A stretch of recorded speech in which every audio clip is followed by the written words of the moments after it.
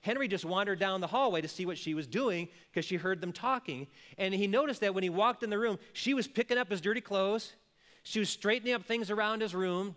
And while she's doing that, she's having a conversation with her son who's just sitting on the bed. And Henry Cloud's appalled at this, that mom's doing the son's chores.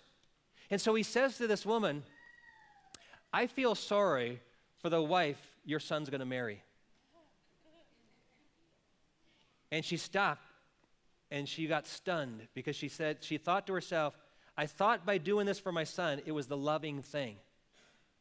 Not realizing that it was unloving because she's setting him up to think that everyone else in his life is there to serve him. And that's not how life is.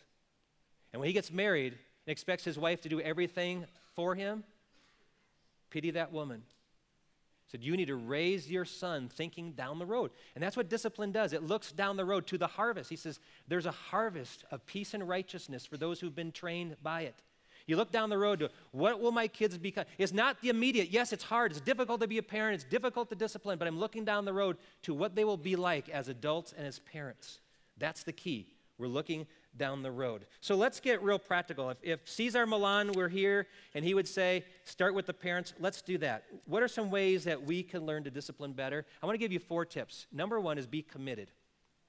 Be committed to this thing called discipline. If you bring children into the world, you've got to be committed to raise them, and part of raising them is disciplining them until the time they leave your care. So it could be 18 or 22 or 27, I don't know, whatever it is. When your kids leave home, they're on their own, and you've done your part. But all through those years, you're committed to being invested in their discipline.